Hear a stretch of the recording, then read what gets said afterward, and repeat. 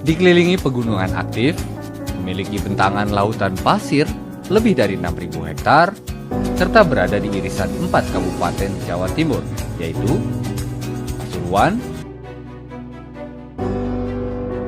Probolinggo, Lumajang, dan Malang, menjadikan kawasan Bromo Tengger Semeru menyimpan pesona alam dan budaya yang unik.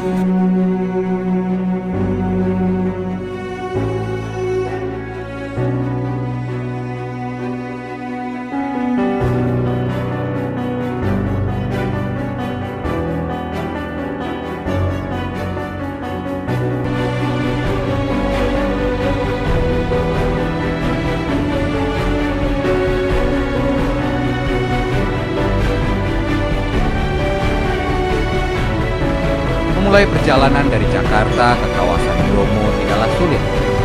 Perjalanan bisa menggunakan pesawat, kereta, ataupun mobil. Dengan rute melalui Surabaya atau Malang, masing-masing moda transportasi tersebut memberi pengalaman perjalanan yang berbeda.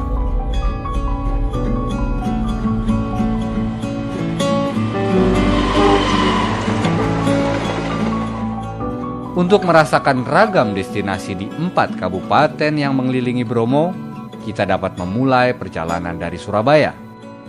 Destinasi pertama yang bisa dikunjungi adalah Candi Jawi di Kabupaten Pasuruan, tepatnya di kaki Gunung Welirang di Desa Candiwates, Kecamatan Prigen. Candi ini diperkirakan peninggalan masa pemerintahan Raja terakhir Singasari, yaitu Kertanegara, dan diduga berfungsi sebagai tempat beribadah umat beragama Siwa Buddha.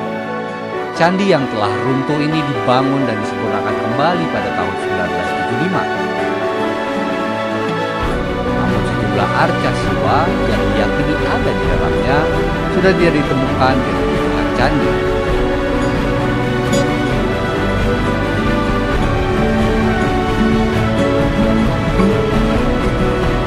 Dari Pasuruan kita beranjak ke Probolinggo. Selama di perjalanan bisa ditemukan beberapa menu makanan tradisional yang khas, seperti misalnya tahu petis, kopior, botok, dan tidak ketinggalan rawon tutup dengkul yang khas.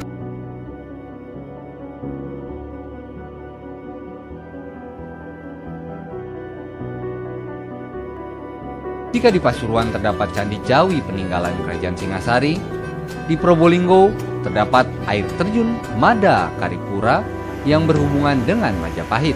Air terjun ini diyakini sebagai tempat bertapanya Gajah Mada sebelum mencapai moksa. Jarak air terjun dari tempat parkiran kurang lebih 1,5 km.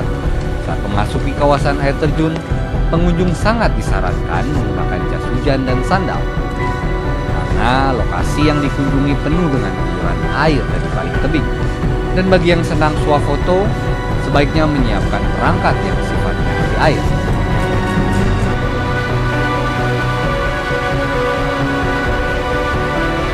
Air terjun Mada Karipura menjadi destinasi akhir sebelum memasuki wilayah Taman Nasional Bromo Tengger Semeru atau TS.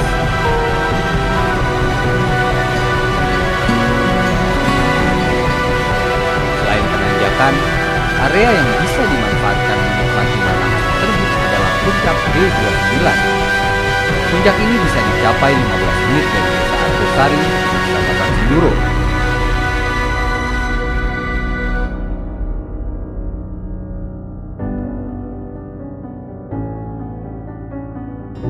Nama B29 merupakan akronim dari bukit yang berada di ketinggian 2.900 meter dari permukaan laut. Dari sini wisatawan dapat menikmati panorama Gunung Bromo dan Gunung Semeru yang merupakan tertinggi di Pulau Jawa. Kedua gunung tersebut pun masih aktif sampai kini. Kita datang ke sini penasaran ya, karena kita lihat dari postingan teman-teman bagus. Setelah itu kita penasaran, jadi kita ke sini rame-rame. Jadi perjalanannya itu luar biasa. Dari awal dari bawah itu udah kelihatan udah suasana pegunungannya, cuacanya juga udah dingin. Nah kita juga siap Untungnya saya bawa jaket. Biasanya yang lain, oh nggak, lupa.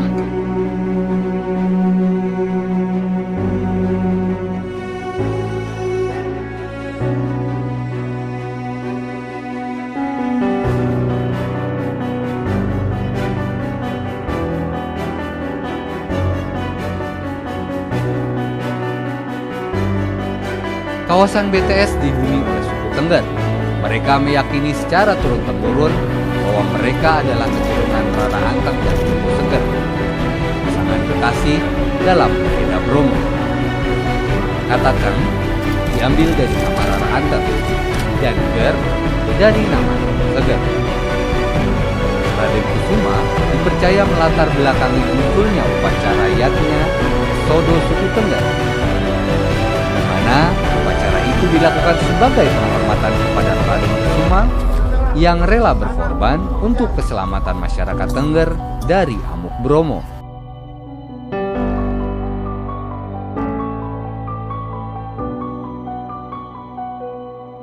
Upacara dilakukan dengan melempar sejumlah sesaji ke kawah Bromo. Adapun upacara ini juga menjadi jalan ujian bagi pulun mulenen atau calon dukun untuk disahkan sebagai dukun. Dukun yang dimaksud adalah sebutan tokoh adat suku Tengger. Harus ujian, melalui ujian. Nah ujiannya itu pas hari Kasada di Gunung Bromo seperti itu. Kalau lulus tidaknya itu lolos menjadi seorang dukun itu yaitu di Bromo. Tapi kalau nanti nggak lulus ujiannya ya nggak jadi. Walau upacara kesodo terkesan ritual di masa ini, adat Tengger sesungguhnya tidak hanya di keluarga, Ya, yaitu tidak ini juga ada Buddha, Hindu, Islam maupun Kristen dan kita semuanya ya, agama yang ada di Tengger ini diikat dengan adanya adat istiadat Tengger itu. Jadi kesemuanya ikut memiliki, ikut melestarikan begitu.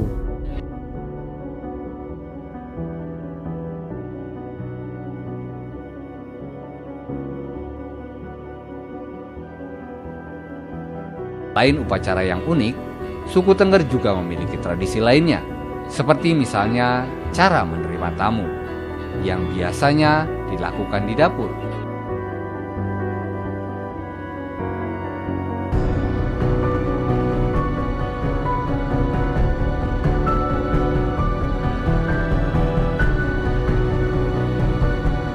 Atau cara mengenakan kain.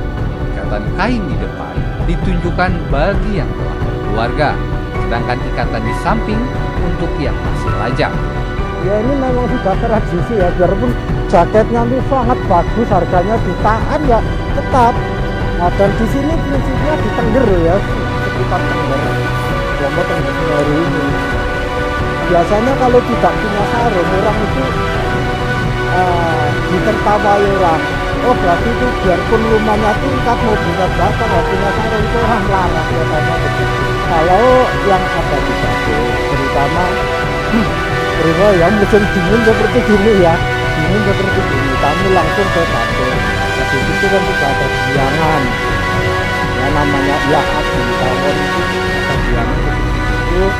Akhirnya ngomong-ngomong di situ kan ya juga gayeng. Ngomong-ngomong itu gayeng, betah ya betah lama begini, ngobrol-ngobrol itu kan enak. Tapi kalau nanti ada di ruangan tamu ya di depan, terus ada musim seperti gini, nah, kita ya neretak terus.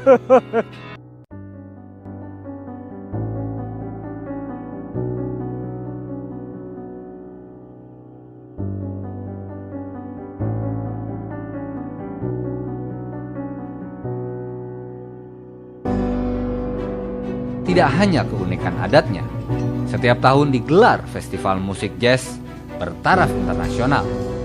Jazz Gunung, festival musik bernuansa etnik yang diklaim sebagai hasil perpaduan harmonis antara musik, alam, dan para seniman. Panorama yang terbentuk dari aktivitas vulkanik Bromo dan Semeru sangat mengagumkan.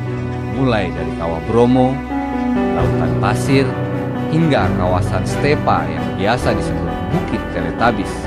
Inilah yang mengundang banyak wisatawan lokal maupun mancanegara untuk berkunjung.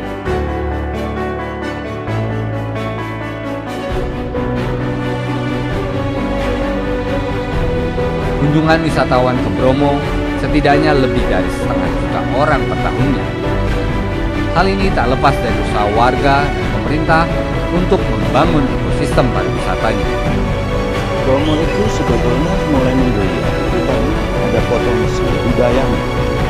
Kita masyarakat Tengger itu punya budaya, atraksi budaya, ada upacara Pasodo. Nah, disitulah ada peluang usaha bidang pariwisata. Kalau kapan dimulainya ya kurang lebih sekitar di tahun kisaran 80-an. Manajemennya belum tertata gitu. Karena masyarakat Tengger itu yang notabene latar belakangnya petani itu belum memanfaatkan betul potensi alam yang dianugerahkan Tuhan untuk pariwisata. Sekarang ini mereka sudah menyadari bahwa ternyata potensi alam untuk pariwisata yang tidak bisa habis dan bisa berkelanjutan itu juga bisa membawa manfaat bagi masyarakatnya.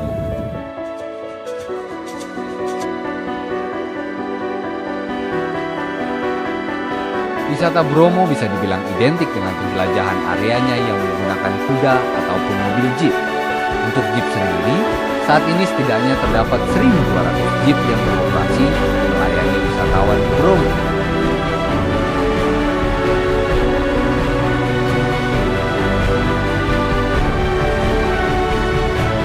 Jeep ini tidak bisa dihilangkan karena ikonnya Bromo itu jeep, sejenis ini jeep. Tak bisa dipungkiri, geliat wisata di Bromo dan Semeru juga sejalan dengan tren anak muda saat ini, naik gunung. Karena kalau saya lihat, saya amati bahwa fenomena naik gunung sekarang itu tidak hanya sekedar orang yang hobi naik gunung. Apalagi dampak dengan film 5 cm itu luar biasa, mereka pengen gitu. Mereka ingin lagi kembali ke alam, back nature-nya harus terpenuhi. Itu sudah jadi kebutuhan, bukan kebutuhan sekunder lagi gitu.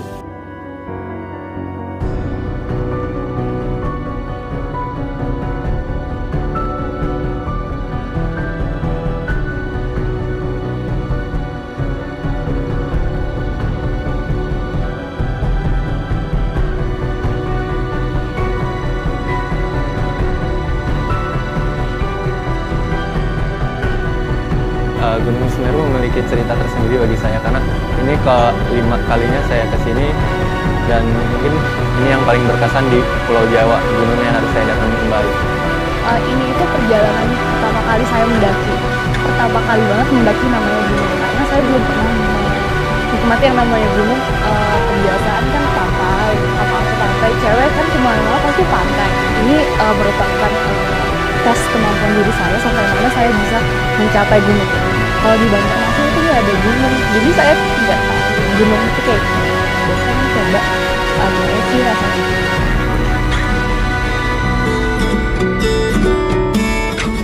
Naiknya kunjungan ke Bromo, Tengger Semeru juga memberi dampak ekonomi kepada warga sekitarnya. Misalnya terkait akomodasi. Ada puluhan homestay yang tumbuh di sekitar kawasan Bromo, Tengger Semeru ini dengan kisaran 200.000 per kamarnya. Awalnya hanya 2 rumah, karena seringnya pengunjung ke Bromo maka kami berinisiatif untuk menghentikan tamu yang ke Bromo sehingga bisa bermalam di sini. Oleh sebab itu teman-teman kita usahakan membuat homestay atau rumah yang sudah ada, sebagian kita sewakan kepada pengunjung.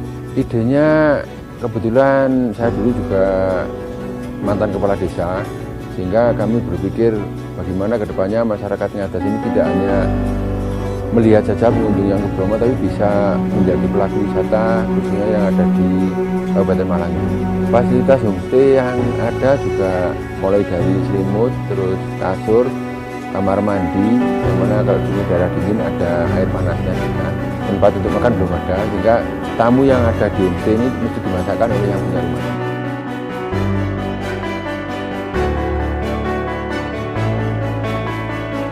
bisa kita pungkiri untuk pekerjaan di luar ya, di kota itu penghasilan memang lebih besar. Tapi kami di sini kami sepakat dengan anak-anak muda, bagaimana kalau kita hanya mengejar keuntungan, mengejar profit atau mengejar pendapatan, kapan kita bisa maju. Jadi kita harus mengorbankan itu semua demi kemajuan desa. Kunjungannya ke desa kami itu semakin tahun semakin bertambah, karena kami dari awal kami menjadikan Bromo sebagai emas, desa kami masih perunggu. Dan kami punya target tahun 2018 biarkan Bromo tetap emas, tapi kami sebagai platinum di sini. Puas dengan suasana vulkanik di Bromo, perjalanan bisa dilanjutkan ke Kabupaten Lumajang.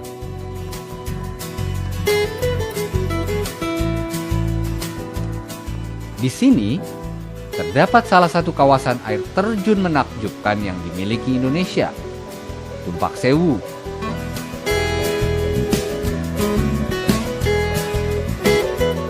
Tumpak Sewu sering juga disebut Niagaranya Indonesia ini tepat berada di Desa Sidomulyo, Kecamatan Pronojiwo.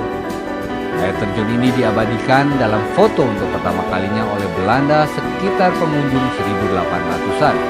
Destinasi ini masih sangat baru karena baru dibuka pada Maret 2012 lalu.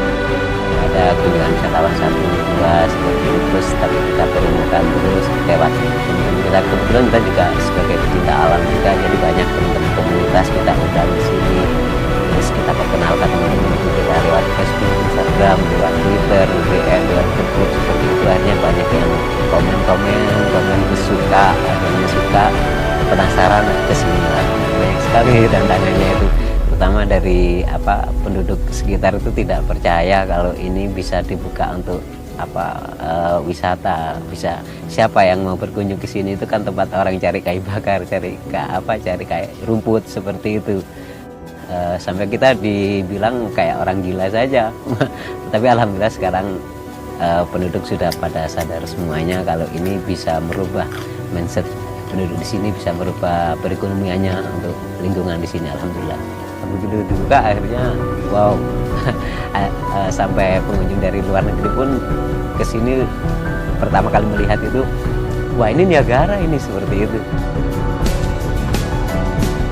Hanya dengan Rp5.000 per orangnya, pengunjung bisa berpose sepuasnya di depan Tumpak Sewu, bonus pakai trekking.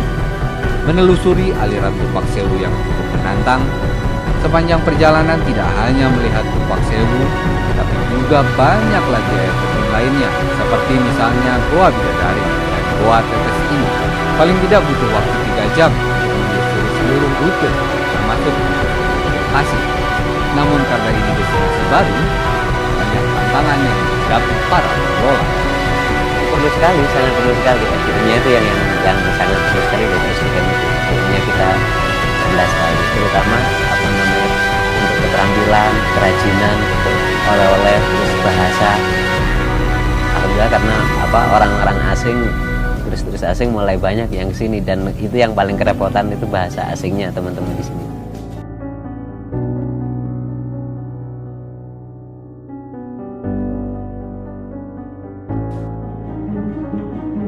Dari surga air terjun di Lumajang, beranjak ke sejumlah destinasi di daerah Malang.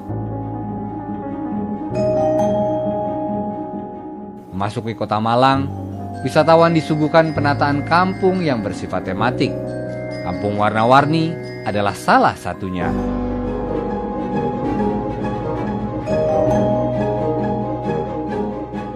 Destinasi wisata yang tengah populer di Malang ini baru dibuka untuk destinasi wisata pada pertengahan tahun 2016.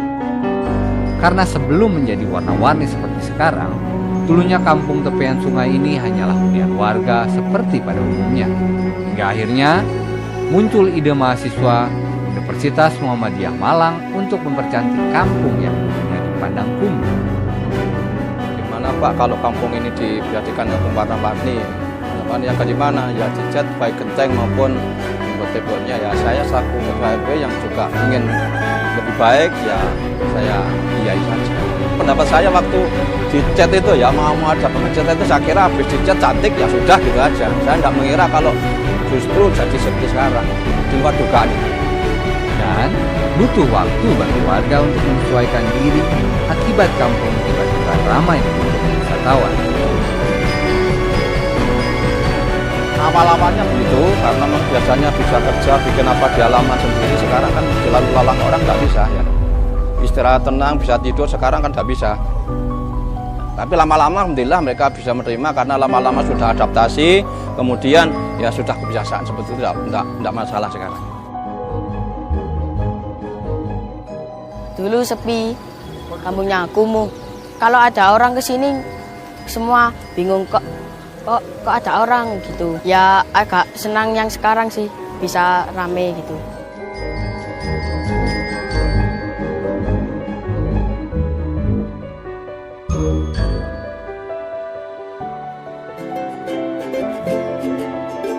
Ratusan orang berkunjung setiap harinya, bahkan saat akhir pekan bisa mencapai ribuan orang.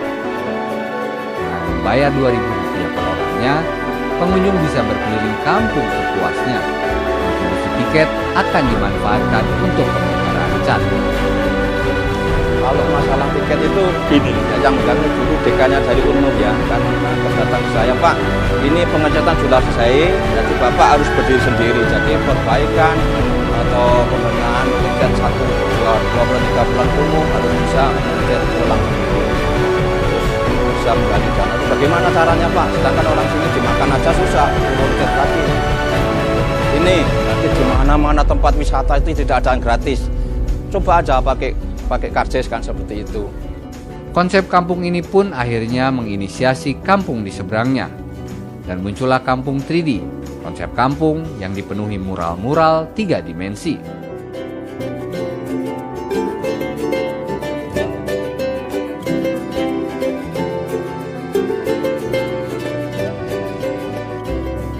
Hanya berselang 1 jam dari kota Malang, Kota Batu menyajikan tempat hiburan man-made.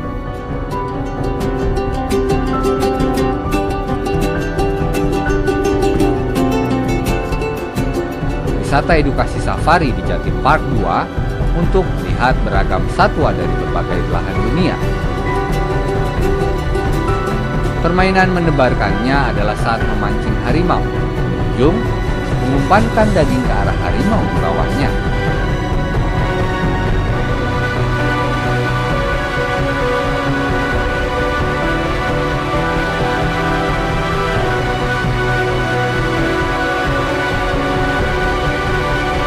Tak jauh dari Jatim Park, ada pula parade kostum di musim angkut.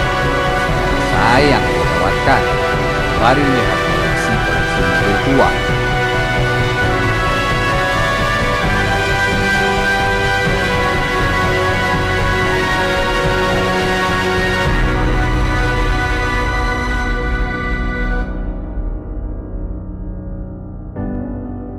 Hiburan tiada berhenti berlanjut hingga malam hari di Batu Night spektakuler.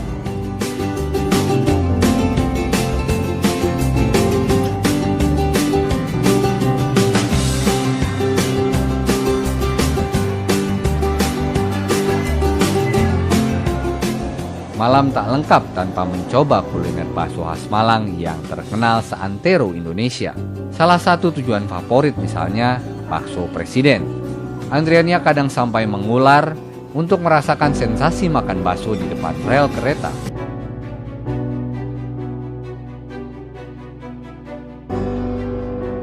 Berada di kawasan Batu atau Malang, tidak perlu khawatir dengan akomodasi, karena tersedia banyak. Kota ini sering menjadi destinasi akhir pekan wisatawan lokal.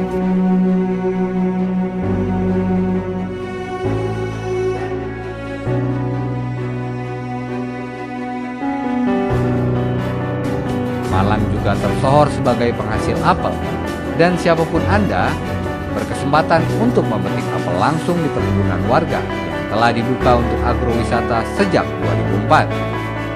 Di wisata seperti ini, pengunjung bisa makan buah apel sepuasnya tanpa dibatasi, bisa serasa di kebun sendiri. Kalau ingin mau buat oleh-oleh, langsung dibawa pulang. Itu kita timbang per kilonya untuk saat ini harganya Rp30.000. Jadi pengunjung cukup membayar dengan Rp20.000. Pengunjung bisa makan buah apel sepuasnya dalam kebun, mereka seperti di kebun sendiri bisa metik tanpa ada batasan. Jadi mereka bisa menikmati sesuatu yang tidak biasa. Apel di Malang memang spesial. Tidak hanya memiliki banyak varian, tetapi warga juga memanfaatkannya untuk berbagai olahan yang menghiasi pusat oleh-oleh khas Malang. Kalau apel untuk saat ini banyak produk olahannya. Kalau untuk yang mana lagi, itu bisa masuk ke keripik apel.